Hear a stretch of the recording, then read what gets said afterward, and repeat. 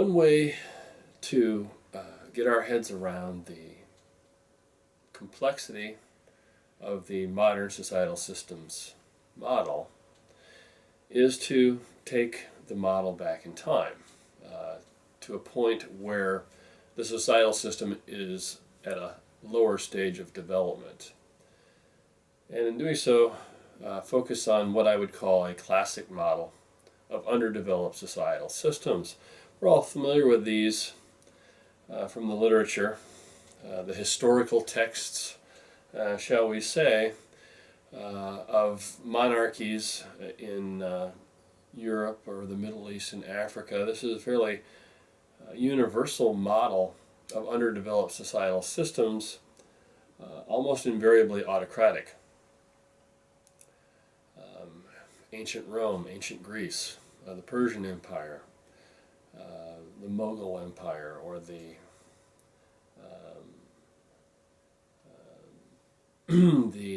Mongol Empire, even a lower stage of development. But these are replete in the history of human civilization. What these models are characterized by is that the majority of the population does not have access to education, socialization.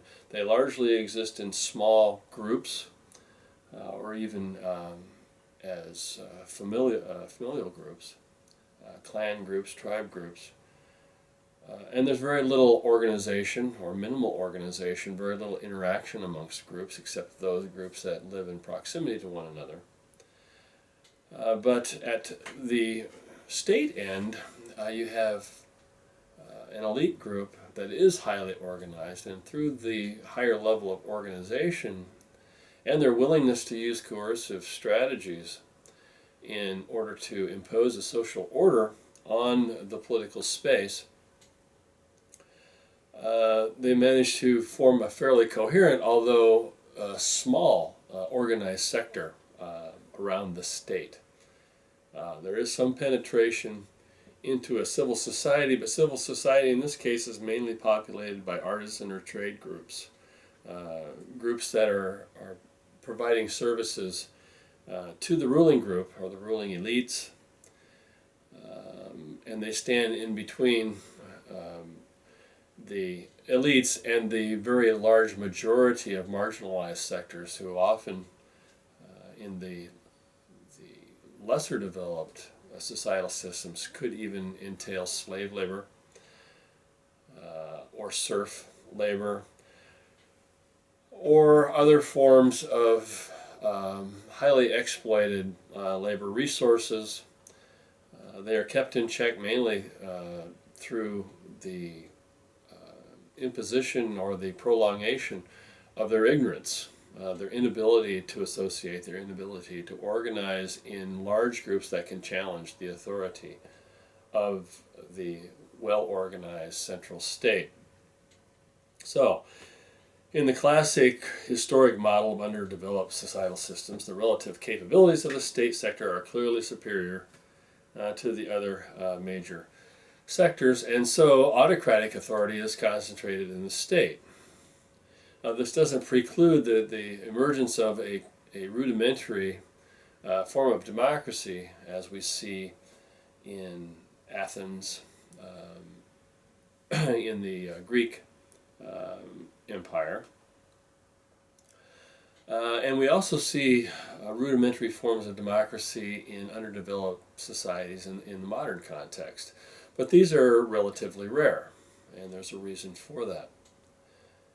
But there are experiments with these, and in these cases, democracy can occur mainly because the enfranchised population is kept constrained and is confined to those groups within society, those individuals within society who do have access to skills, levels of education that give them a goal set or a value set that's compatible or complementary to the value and the skill set of the established state and ruling elites.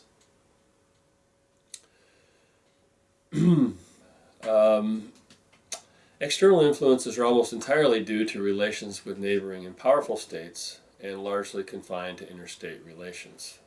Very simple. Interaction amongst competing state units or contending state units. The authority of the state is challenged only by rivalries or incompetencies within the state itself.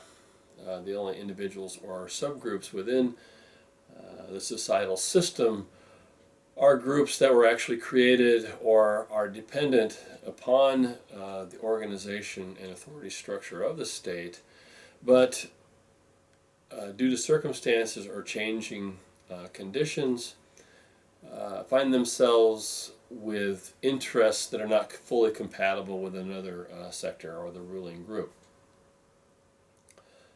So the main outlet for contention within the classic model of underdeveloped societal systems is generally coups, civil war within elite factions, or a regional rebellion by a local administrative unit that has served the state, has been empowered by the state, but loses a compatibility of interest with the state and starts challenging state authority over its particular region. Or it could be an experience of state failure itself, a collapse of central authority.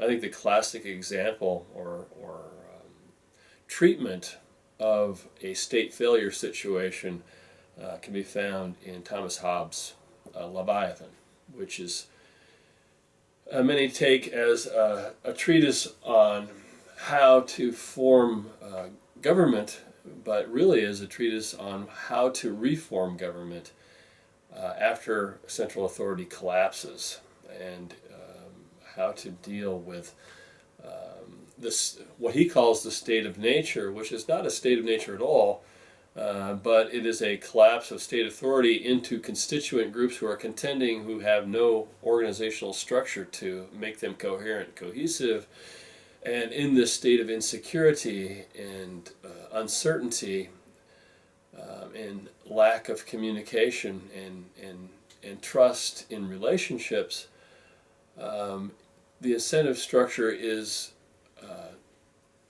shifted towards contention amongst groups, basically an anarchy, but not a full anarchy, an anarchy amongst contending groups and contending interests that can't be resolved through their own device, because there's no overarching commonality or recognition of commonality that can bind them together. And so Hobbes recommends that these groups, in their own interest, give over their loyalty to a sovereign who can provide this organizational and authority structure. That is, reimpose, either through compliance or coercion or a mixture of both, reimpose a social order that can reestablish societal system cohesion, coherence, and the prospects for further development of that system.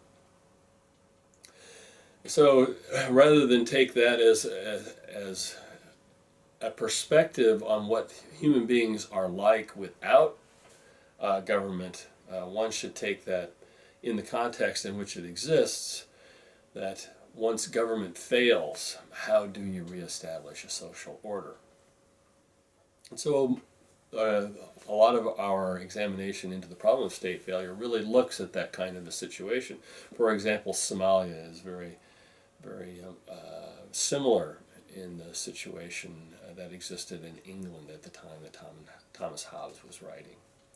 So, the classic model generally involved a dual authority structure in which secular and religious authority structures were complementary.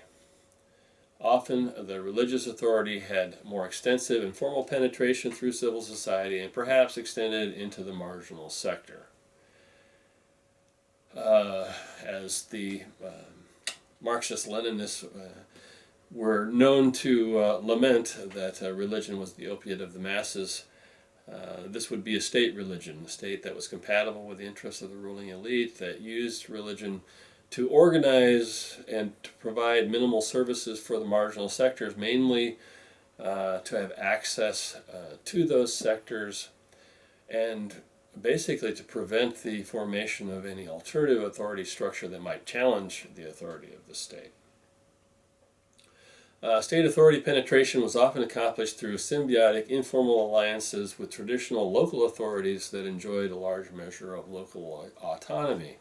And so the penetration of state authority was slow and incremental over the course of the societal system development.